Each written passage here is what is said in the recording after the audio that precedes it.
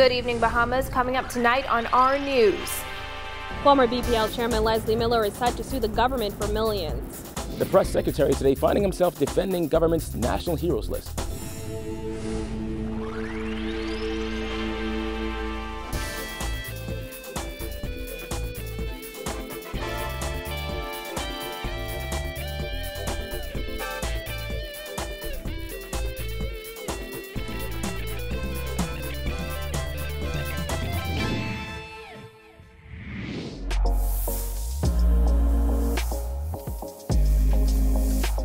Our news is brought to you by Alive. Welcome to our news, and thanks for joining us. I'm Christina Dragovich. Topping news tonight, up to $70 million is what former Tall Pines Member of Parliament Leslie Miller could be seeking in his suit against the Bank of the Bahamas, Attorney General and Treasurer of the Bahamas. That's according to his attorney, Damien Gomez, who says his client tried to play nice, but has to resort to legal action for the sake of his family-owned business. Jasmine Brown reports. Gomez says the suit centers on this property just behind me, as he revealed today that his client believes he is owed tens of millions of dollars. Gomez says while his client is currently seeking just under $20 million in quantifiable damages, he says if Resolve Bahamas forges ahead with its action, that figure will more than double. If Resolve persists with its threat to sell the properties, Mr. Miller's claim could mushroom to around $70 million. According to a writ filed in the Supreme Court, the former Tall Pines MP is suing Bank of the Bahamas for $9,642,500.28 plus damages for alleged breach of contract with regard to 7 companies financed by the bank, whose assets were transferred to Bahamas Resolve Limited and have since been put on the market for sale. Miller and his companies are also suing the Attorney General and the Treasurer of the Commonwealth of the Bahamas for $9,806,639.40 plus interest for failure to pay out rent money he claims was due under 5 leases with the government signed on December 1, 2016. The 20-page writ filed in the Supreme Court on Monday outlines an alleged conspiracy undertaken by members of Cabinet, a former Free National Movement chairman, and current acting financial secretary Marlon Johnson to deprive Miller of his property and millions he claims the government owes him. Given the adverse publicity that Mr. Miller himself has been subjected to as a result of this controversial situation, he had at some point to protect himself. Gomez insisted it has been a stressful and traumatizing situation for his client and his family. It is a family business, and they've been pretty much traumatized by, first of all, the receivers coming in and taking over the properties and the businesses. And all of this while the owner of Bahamas Resolve, that is the government, has refused to pay rents that are due to his company. It's an absurd situation.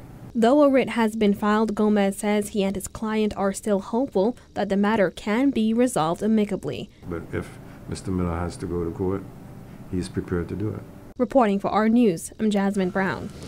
Well, Press Secretary in the Office of the Prime Minister, Anthony Newbold, defending government's decision to make Sir Roland Simonet a national hero. He says at the end of the day, committees can make suggestions, but that the buck stops with the government. Kyle Joaquin tells us more.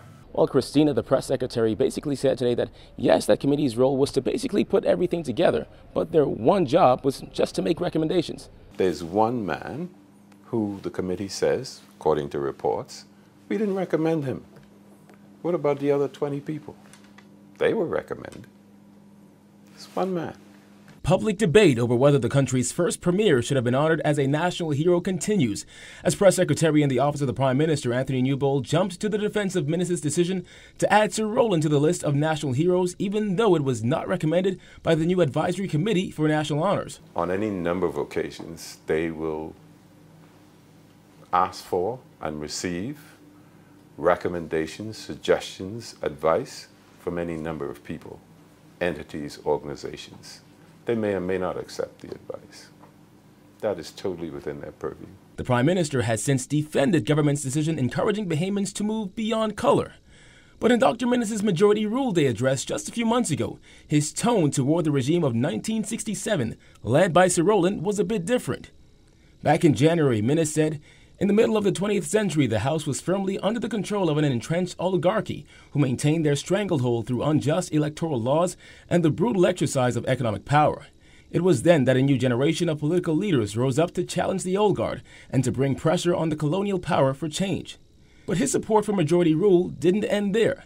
Minnis added, "So it was that in 1967 the Bahamian people finally voted out the oligarchy and opened a new era of democratic government."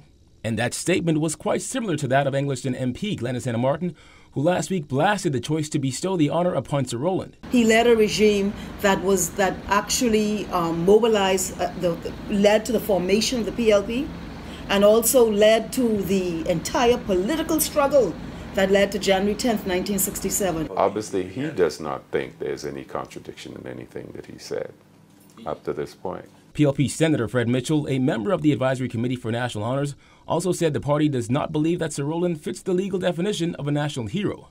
Newbold was asked about the integrity of the hero selection process and how Bahamians should perceive it, seeing the committee's job is to just make recommendations, but the final say is with government leaders. It is a recommendation, and the majority of those recommendations were accepted, obviously. We got a bunch of people who are receiving national honors. Does it not? Some very well-known Bahamians will be the recipient of national honors in October. For Our News, I'm Kyle Joaquin.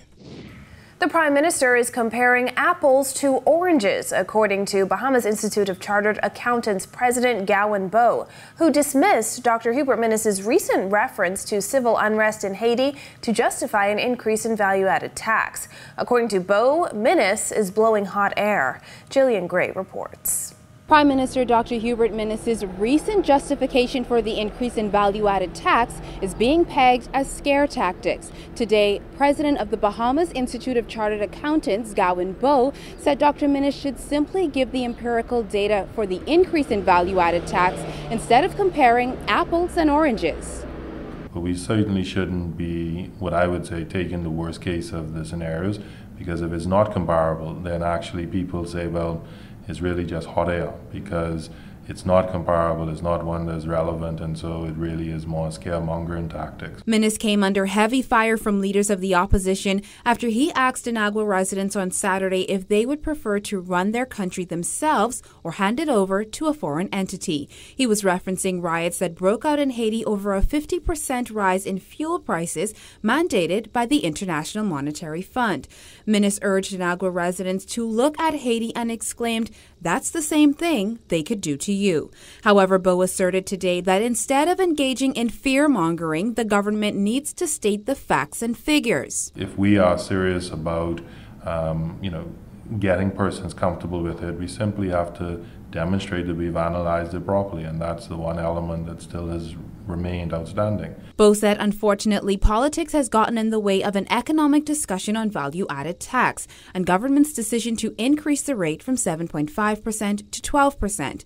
He still contends that the VAT hike was premature. If you compare the 2015 introduction to this 2018 introduction, there was, if you will, months leading into it that said this is what is going to take place, the guidance notes, the regulations. They were late, so I don't want any political party to say it was perfect, but it gave businesses several months to prepare themselves and get ready. Ultimately, Bowe said it's a waiting game to see if the plan unfolds as the government predicts, and added that the concessions offered could pose a problem to profits the government anticipates. It is a bit myopic to simply say, well, I need to pay the bills and therefore I need to raise VAT, but then at the same time I have the flexibility to introduce these exemptions and zero rating, etc. And it is a contradictory message, because it says if you need every dollar you can get, then why are you looking at how you give back, and why not look at how you keep